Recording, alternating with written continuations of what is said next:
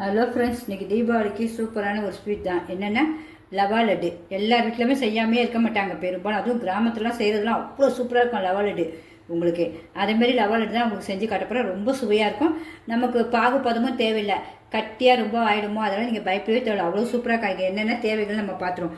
ஒரு கப்பு ஃபுல்லாக ரவை, நீங்கள் நைஸ் ரவை எடுத்தாலும் சரி தான், தடி ரவை எடுத்தாலும் ஓகே. வறுக்காத ரவை தான் எடுத்து வச்சுருக்கேன்.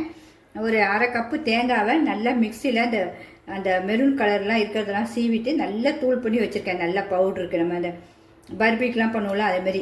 ஏன்னா அதுதான் நல்லாயிருக்கும். திருவும்போது பெருசு பெருசாக இருக்கும். இப்படி போட்டால் தான் நல்லாயிருக்கும் உங்களுக்கு. அப்புறம் அரை கப்பு சுகர் நல்லா பவுட்ரு பண்ணி வச்சுருக்கேன். உங்களுக்கு பவுட்ரு பண்ணால் கூட ஜாஸ்தி தெரியுது. வரணும் இப்படி தொட்டு இப்படி நைஸாக இருக்கணும் பவுட்ரு உங்களுக்கு. அதேமாரி அரைச்சி வச்சுருக்கேன். அப்புறம் உங்களுக்கு முந்திரி திராட்சை எது வேணாலும் உங்களுக்கு என்ன நட்ஸ் வேணாலும் போட்டுக்கோங்க. எல்லாம் எடுத்து வச்சுருக்கேன். நிறையா தான் நான் முழுசாக போடல. ஏன்னா சின்ன சின்னதாக போட்டால் தான் இந்த லெவல் லட்டில் நடுவில் சாப்பிடும்போது ரொம்ப டேஸ்ட்டாக இருக்கும் உங்களுக்கு.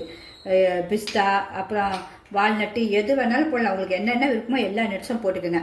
அப்புறம் ஏலக்காய் பொடியும் எடுத்து வச்சுருக்கேன். ஏலக்காயும் சுக்கும் கலந்துருக்கும் இதில். எல்லாமே சுக்கு நல்லது பார்த்தீங்களா, அதனால் இப்படி தான் வச்சுருப்பேன். இதுவும் வேணும். ஒரு பிஞ்சு உப்பு போடணும். உப்பு நம்ம இப்போயே கூட போட்டு வச்சுக்கலாம், நம்ம மறந்துடக்கூடாது. உப்பு சும்மா ஒரு பிஞ்சு இதில் ரவையில் போட்டு வச்சுட்டேன் உங்களுக்கு. அப்புறம் பால் 2 கப்பு. ரவை 1 கப்புனா பால் 2 கப்பு கம்பல்சரி. இப்போ நம்ம 1 கப்பு எடுத்துருக்கோம். நல்லா கொதிக்க வச்சு காய்ச்சி ஆற வச்சு வச்சுருக்கேன். இன்னொரு கப்பு இந்த எடுக்கணும். இவ்வளோ திக்காக இருக்கணும். பாலில் தண்ணியாக இருக்கக்கூடாது. திக்கு பால் தான் இருக்கணும் உங்களுக்கு. 1 கப்பு எடுத்துருக்கோம். இன்னொரு கப்பு நம்ம எடுத்துருவோம்.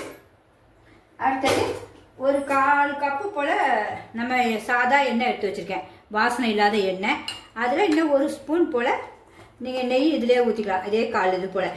ஏன்னா நமக்கு இதை வச்சு தான் நம்ம லவா லட்டே பிடிக்க போகிறோம். அதனால தான் இந்த உங்களுக்கு எண்ணெயிலே நான் ஊற்றி வச்சிட்டேன். அவ்வளோதான். இதுக்கு தேவையான பொருட்கள். இனிமேல் நம்ம ஒன்று செய்வோம். அதை பார்த்துங்க. உங்களுக்கு பிடிச்சதா கண்டிப்பாக லைக் பண்ணுங்கள். ரொம்ப சூப்பராக இருக்கும். மிஸ் பண்ணவே பண்ணாதீங்க. தீபாவளிக்கு சூப்பராக செஞ்சு அசத்துங்க நீங்கள் லவா லட்டை. இப்போ நம்ம எடுத்து வச்சுருக்க ரவையை இந்த ஒரு யானத்தில் கொட்டிடுவோம் ஃபுல்லாக. உங்களுக்கு கொட்டிட்டு நம்ம இந்த தேங்காய் பூ திரி வச்சுருக்கோம்ல அதையும் இதிலே போட்ட வேண்டியதான். உங்களுக்கு பாகுபாதெல்லாம் எதுவுமே தேவையில்லை. பயப்படவே தேவை. நீங்கள் சூப்பராக செய்யலாம். இது நீங்கள் 1/4 கப்புனாலும் சரி, அரை கப்புனாலும் உங்களுக்கு எப்படி சுவையோ அப்படி தேங்காய். இதில் ஒரு நம்ம ஏலக்காவும் இது போட்டுருவோம் வாசனைக்கு. ஒரு பிஞ்சு. அப்புறம் இந்த பால் இருக்குல்ல, 2 கப்பு பால் கம்பல்சரி 2 கப்பு தான் நீங்கள் ஊற்றணும். என்னடா இவங்க 2 கப்புன்னு சொல்கிறாங்க. இதை நல்லா கலக்கிக்குங்க. கலக்கிட்டு வறுக்காது தான் நமக்கு. தேங்காயும் வறுக்கலை, ரவையும் வறுக்கலை. நல்லா வறுத்தாச்சு. கொஞ்சம் கொஞ்சமாக ஊற்றி கிண்டுவோம்.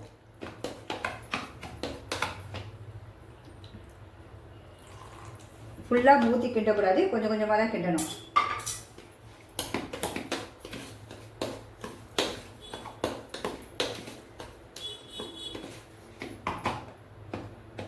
அப்படியே மொத்தத்தையும் இந்த ஒரு கப்பையும் கொஞ்சம் கொஞ்சமாக ஊற்றி கிண்டிடுவோம்.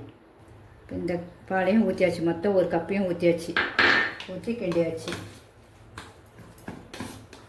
பால் கம்மியாக ஊற்றணுமே, கட்டியாக இருக்கா தண்ணியாக இருக்கா நீங்கள் பார்க்கறதுல கரெக்டாக 2 டம்ளர் 1க்கு 2. இன்னொரு டம்ளர் எவ்வளோ திக்காக இருக்குன்னு மட்டும் பாருங்கள். காய்ச்சி அப்படியே நம்ம ஆவினுடைய பால் அப்படியே தண்ணி ஊற்றாமல் எடுத்துருக்கேன். 2 டம்ளர் நல்லா காய்ச்சி ஆற வச்சு வச்சுருக்கேன், கொதிக்க வச்சு. ஏன்னா நம்ம அப்பயே காய்ச்சிட்டு இருந்தால் நமக்கு லேட்டாகிடும் உங்களுக்கு எல்லாத்தையும் காட்டுறதுக்கு.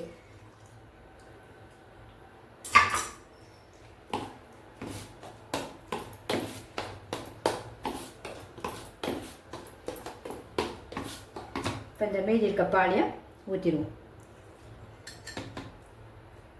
ஊற்றிட்டு நல்லா கலக்கிடணும். கலக்கிட்டு அப்படியே ஒரு 10 நிமிஷம் அப்படியே விட்டுருவோம். நல்லா ஊறட்டும் ரவை. உங்களுக்கு ரொம்ப தண்ணியாக இருக்கேன் நீங்கள் பார்க்காதீங்க. அப்படியே ஊறணும். ஒரு 10 நிமிஷம் ஊறணும். நம்ம அதுக்குள்ளே நம்ம போய் முந்திரி திராட்சைலாம் வறுத்துட்டு வந்துடுவோம். அப்படியே இருக்கட்டும். சட்டி வச்சாச்சு. இப்போ நம்ம எண்ணெயும் நெய்யும் ஊற்றிருக்கோம் பார்த்தீங்களா, அதை 2த்தையும் இதில் ஊற்றிடுவோம்.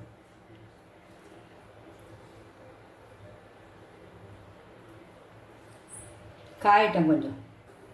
ஃபஸ்ட்டு திராட்சையை வறுத்துருவோம். நல்லா அழகாக பலூன் மாதிரி நல்லா குண்டுன்னு வரணும் திராட்சை.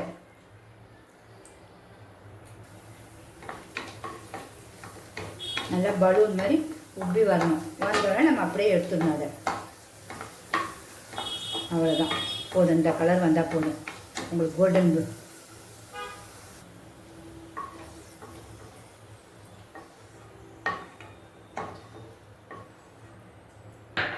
நம்ம முந்திரி இந்த பிஸ்தாலாம் எடுத்து வச்சுருக்கோம்ல, இதெல்லாம் போட்டுருவோம். எவ்வளோ வேணால் போடலாம், நீங்கள் முழுசா கூட போடலாம். நான் முழுசாக போடலைன்னா முழுசாக சாப்பிடும்போது ஒவ்வொருத்தருக்கும் பிடிக்காது.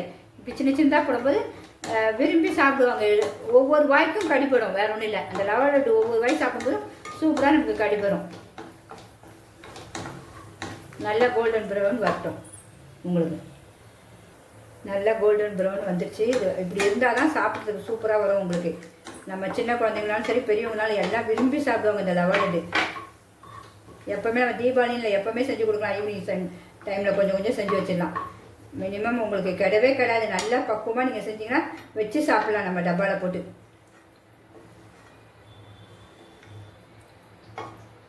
அவ்வளோதான். அதுக்குள்ளே நமக்கு அது ஊறி இருக்கோம். போய் பார்த்துட்டு வந்துடுவோம் ரவையை. இப்போ 10 நிமிஷம் ஆயிடுச்சு. நம்ம ரவையை பார்ப்போம். நம்ம ரவை பார்த்திங்கன்னா இப்போ எப்படி பக்குவமாக இருக்குதுன்னு பாருங்கள். நல்லா கெட்டி சட்னி மாதிரி ஆயிடுச்சு பார்த்திங்களா ரவை. இந்த அளவு தான் இருக்கணும் உங்களுக்கு. இப்போ வந்து நம்ம முந்திரி திராட்சையெல்லாம் வறுத்தோம்ல, அந்த எண்ணெய் இருக்குல்ல, அந்த எண்ணெயில் இதை ஊற்றி பொறுமையாக கிண்டணும்னா சுகர் நம்ம போடலை, சுகர் இருக்கட்டும் அப்படியே. அதுக்குள்ளே நம்ம ஸ்டவ் பற்ற வச்சு திருப்பி அதே எண்ணெயிலே இதை ஊற்றி கிண்டணும். இப்போ இதில் போட்டுருவோம் எல்லாத்தையும். மிதமான சூடில் தான் கிண்டணும், ரொம்ப ஹையில் வச்சு கிண்டக்கூடாது. நல்லா ஊறிடுச்சு ரவை. மிதமான சூடில் அப்படியே கிண்டணும் உங்களுக்கு. இந்த எண்ணெயில் அப்படியே அழகாக வந்து கட்டியாக நல்லா உதிரியாக வந்துடும் உங்களுக்கு. அப்போ வந்து நம்ம ரவையும் இன்னும் வறுக்கலை, தேங்காயும் வறுக்கலை. இப்போ இந்த சூட்டில் நம்ம நல்லா எண்ணெயில் வதக்கும் போது சூப்பராக வறுபட்டுரும் உங்களுக்கு. நீங்கள் முதல்ல வறுக்கலையே நம்ம யோசிக்கவே வேண்டாம். இப்போ எல்லாம் உங்களுக்கு வறுபட்டுரும். ரொம்ப சூப்பராக இருக்கும் சாப்பிட்றதுக்கும் உங்களுக்கு. ரொம்ப ஈஸியான மெத்தடு. இந்த மெத்தடே கொஞ்சம் எல்லாருமே செய்யுங்க. உங்களுக்கு ரவா லட்டு எப்படி வருதுன்னு மட்டும் பாருங்கள். நீங்கள் நல்லா பொறுமையாக கிண்டணும், ஆனால் கைவிடாமல் கிண்டிக்கிட்டே வரணும். ஒரு உதிரியாக வர்ற வரைக்கும் கிண்டணும் நல்லா. நம்ம இன்னும் உதிரியாக வரட்டும், கொஞ்சம் அப்படியே கைவிடாமல் கிண்டணும். இப்போயுமே உங்களுக்கு கொஞ்சம் பக்குவம் தெரிஞ்சிருக்கோம். முன்னாடிக்கும் இப்போ ஒரு 10 நிமிஷம் அப்படி பொறுமையாக நம்ம கிண்டணும். உங்களுக்கு கிண்டப்போ நல்லா அழகாக உதிரியாக வந்துடும் உங்களுக்கு. கைவிடாமல் கிண்டணும். இது ஒன்று தான் இதில். நல்லா பொறுமையாக இந்த 10 நிமிஷம் அப்படி கிண்டனா நல்லா பூ மாதிரி ஆகிடும். இப்போ நீங்களே பார்ப்பீங்க எவ்வளோ பூ உதிரியாக ஆகிடுச்சு பாருங்கள். நல்லா இந்த உதிரி பால்கோவா மாதிரி ஆகிடுச்சுல உங்களுக்கு. இந்த அளவில் அப்படியே வச்சிடணும். வச்சுட்டு ஆஃப் பண்ணிடணும். ஆறினோன்னா நம்ம கையில் உதுத்தா கூட இந்த சின்ன சின்ன கட்டி இருந்தால் அழகாக உதுத்துரும் உங்களுக்கு. இப்போ வந்து இன்னும் நம்ம வந்து சுகர் சேர்க்கலை. சுகர் இப்பவும் சேர்க்கக்கூடாது. இது நல்லா ஆறினோன்னு தான் சுகர் சேர்க்கணும். ஏன்னா இப்போ சேர்த்து நம்ம கிண்டுனா வச்சுக்கோங்களேன், இந்த சுகர் மெல்ட் ஆகும்போது இன்னும் பிசு பிசுனாவே அதை உருட்டவே முடியாது. போய் உருட்டினா அப்படியே பிசு பிசு பிசுன்னு இருக்கும். அதனால் இது நல்லா ஆறினோன்னு தான் நம்ம அந்த சுகரை போடணும். இப்போ நல்லா பூ மாதிரி ஆயிடுச்சு உங்களுக்கு. இது இந்த அளவு பக்குவம் வரணும், கரெக்டான பக்குவம் இது.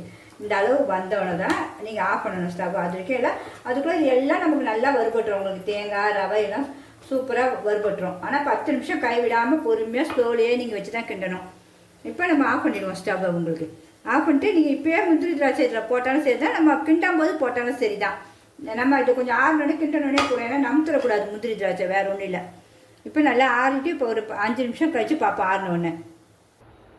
இப்போ பாருங்கள் நல்லா ஆறிடுச்சு. எவ்வளோ உதிரியாக இருக்குது பாருங்கள். நல்லா நம்ம கிண்ட 10 நிமிஷம் உங்களுக்கு வயிறும் வலிக்காது. நம்ம எத்தனையோ ரவை உருண்டைக்கு வேறு விதமாக நான் செஞ்சுருக்கேன். ஆனால் இந்த உருண்டை செய்யும்போது செம்ம டேஸ்ட்டாக இருந்துச்சு. சரி, அதை தான் உங்களுக்கு செஞ்சு காட்டினா. இல்லை நம்ம மிக்சியில் அரைச்சி பொடியாக்கி அதை ஊற்றி நம்ம செய்வோம். தேங்காய் கொஞ்சமாக கையில் சுட இது அதெல்லாம் இல்லை ஒன்றும் உங்களுக்கு.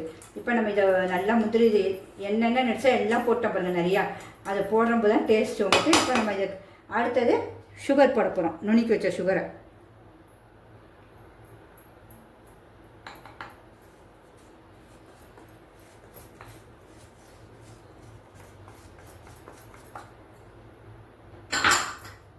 அவ்வளோதான் போட்டுட்டு நல்லா கிளறிட்டு நம்ம உருண்டை பண்ணி வச்சிடணும். டக்குன்னு அழகாக உருண்டை பண்ணுவோம். நமக்கு வந்து சூடு பண்ணி எதுவுமே வைக்க தேவையில்ல உங்களுக்கு. இந்த நமக்கு இந்த ஆறின ஹீட்டில் இந்த சுகர் வந்து கொஞ்சம் இலகும் பார்த்தீங்களா உங்களுக்கு. இந்த பாருங்கள் சூப்பராக இலகிடுச்சு பார்த்தீங்களா. இனிமேல் நம்ம உருண்டை பிடிச்சிட வேண்டியதான். நம்ம எண்ணெய் எதுவுமே தடவை நம்ம இதுலேயே இருக்குது. இப்படியே ஊட்டிக்கு வந்து உங்களுக்கு என்ன சைஸ்க்கு வேணுமோ ரவா லட்டு சைஸுக்கு தக்க